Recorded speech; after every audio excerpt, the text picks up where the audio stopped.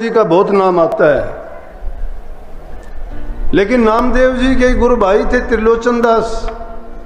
ये ज्ञानदेव के दो शिष्य थे और बहुत पहुंचे हुए संत हुए हैं। नामदेव छिपी जाति से थे और त्रिलोचन दास बनिया जाति से थे। नामदेव के पास कुछ नहीं था, गरीब आदमी था, दुनियादारी की बात थी। जिस जाति में रहता कपड़े ठेपने का, रंग करने का काम करते थे।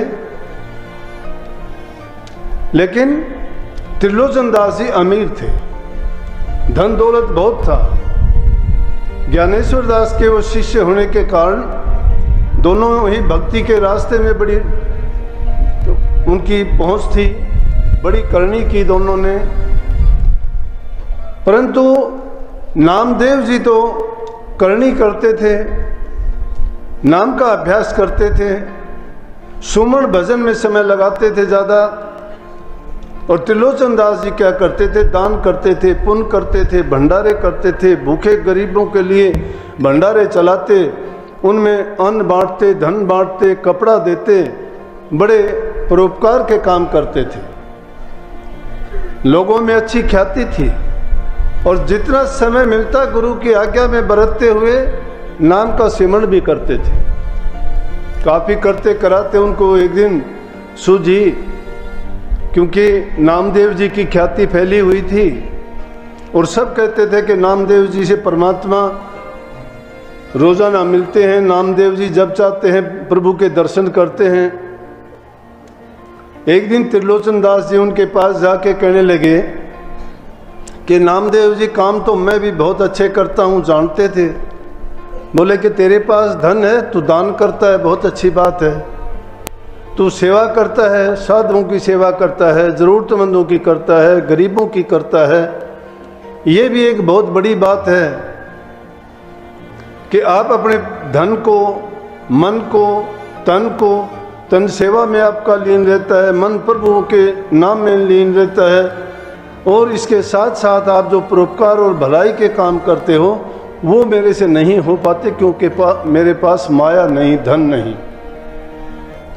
तो कहने लगे आप मेरे गुरु भाई हो, आपकी पहुंच है, आप परमात्मा के दर्शन रोजाना करते हो, आप उनसे कृपा करके एक बार कहिए कि मुझे भी तो दर्शन दे दें।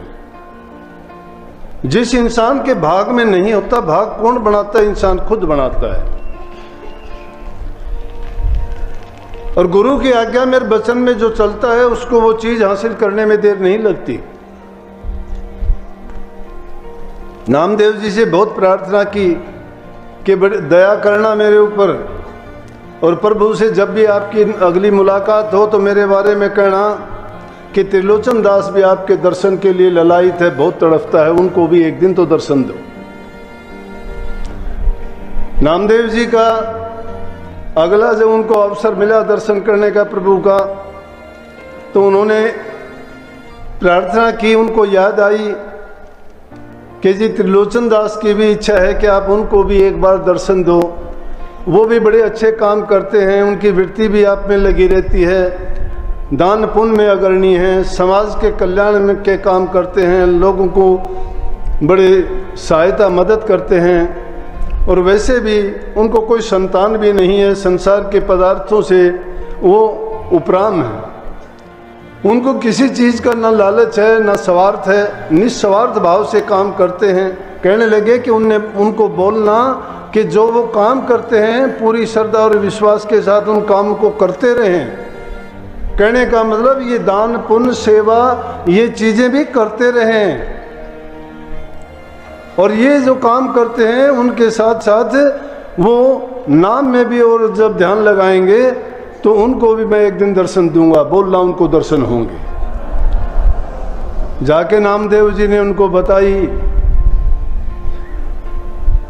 तो त्रिलोचन जी को बड़ी खुशी, क्यों? कहने लगे मुझे दर्शन होंगे? बोले कि हाँ। और इसी मस्ती में वो अपने काम करते रहे, जो करते थे उससे भी ज़्यादा शुरू किया।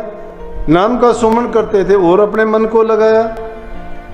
पत्नी कहने लगी कि अब हमारे पास संगत और ज़्यादा आने लगी, साधु लोग बहुत ज़्यादा आते हैं, उनके लिए भोजन तैयार करना मेरे लिए अकेली के लिए कठिन है, कोई आदमी और देख के ले आओ ताकि मेरी मदद करे।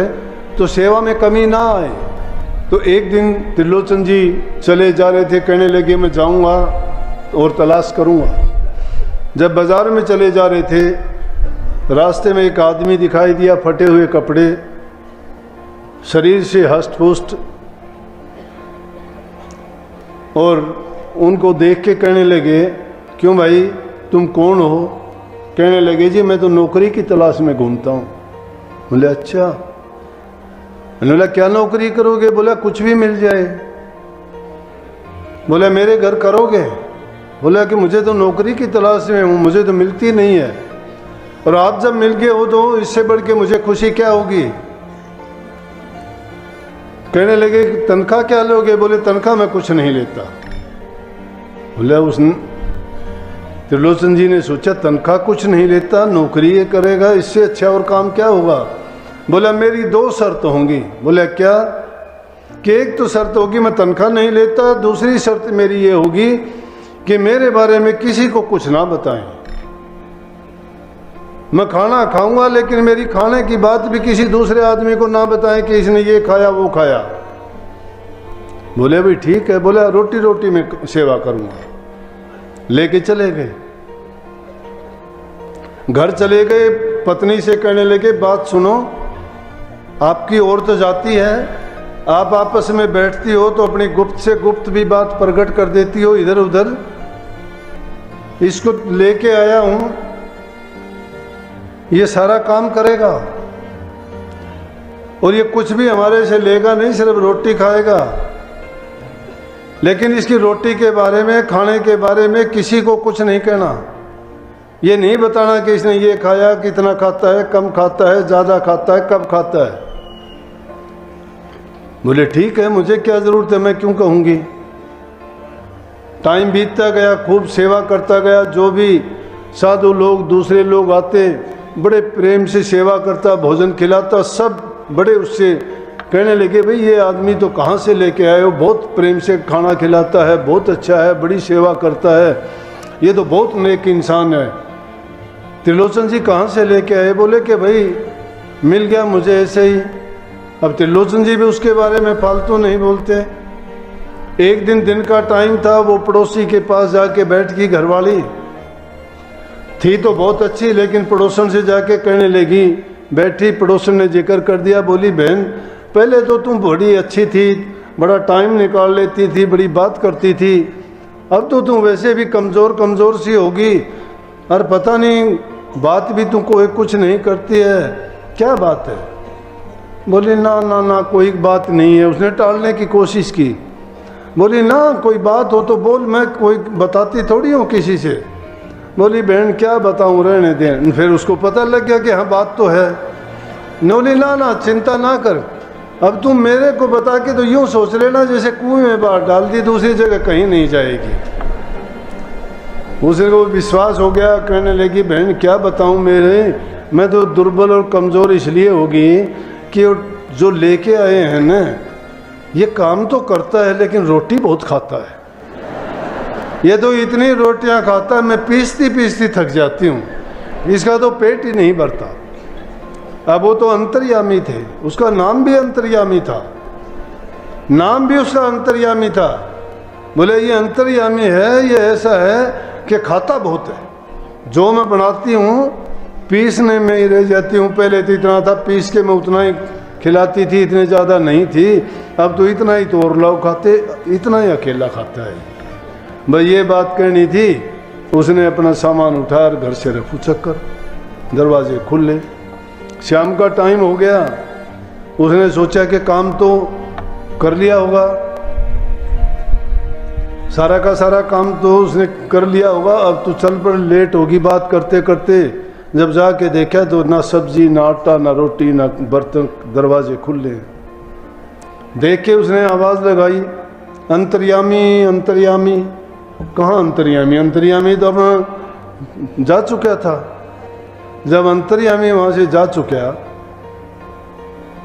उसने इधर उधर बाहर भीतर देखा, पूछा कि भाई कहाँ गया? देखा, उन्होंने बोला नहीं है, दरवाजे खुले। देख के उसको यकीन आ गया कि तूने जो बात कही थी वो बात गड़बड़ हो। तो ऐसे ही करते करते उसने अपने पति से बताया, बोला कि आज क्या बात है, कोई खाना वाना कोई बनाया नहीं, ये भी बैठे हैं आने वाले भी। बोला खाना क्या बनाया कि आज अंतर्यामी गया। समझ गया। अब उसने कटु वचन नहीं बोलना था, पत्नी को कुछ कहना नहीं था, भगत आदमी था। कहने लगा अंतर्यामी ऐसे तो नहीं जा सकता, उसने वादा किया था मेरे से, कोई उसके बारे में बात की आपने?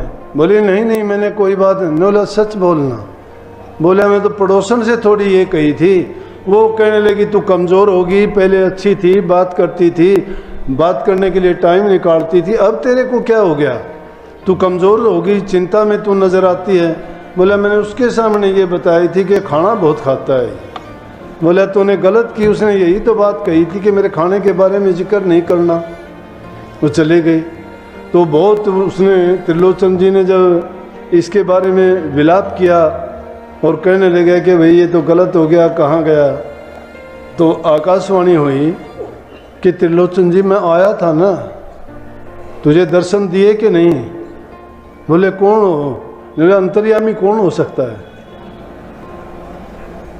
बस एकदम बड़ा तड़फा, बड़ा रोने लगा, चिल्लाने लगा, मैं भागा हूँ, मैंने गलत कर दिया, मैंने अवसर को खो दिया, मुझे पता नहीं था, मैंने प्रभु से काम कराया, मेरे जैसा और निकम्मा कौन हो सकता है, मैंने तो बहुत गलत कर दिया कि हे दाता, हे मालिक, हे प्रभु, तू मेरे घर में आके और मेरे वो सारे कारज किए और मैं फिर भी आपको जान नहीं पाया, एक बार और दर्शन दे। बोले कि ये अवसर बार बार नहीं आते। सारी बात कहने का मतलब है कि जो सद्गुणों से भरपूर होता है दुर्गुणों से दूर हो जाता है और जो उस अवसर की तलाश में है। इसीलिए तो कही है कि कभी भी किसी को बुरा ना बोलो, क्या पता किस रूप में वो परमात्मा तुम्हें दर्शन देने के लिए, तुम्हारे काज संवारने के लिए कहाँ पे प्रकट हो जाए। वो एक रूप नहीं है, वो सबकी थोक पूर्ति करता है। सबको ऐसे अवसर मिलते हैं जिंदगी में, लेकिन हम जब उसको पहचान नहीं पाते हैं जिस प्रकार से त्रिलोचन जी ने नहीं पहचाना,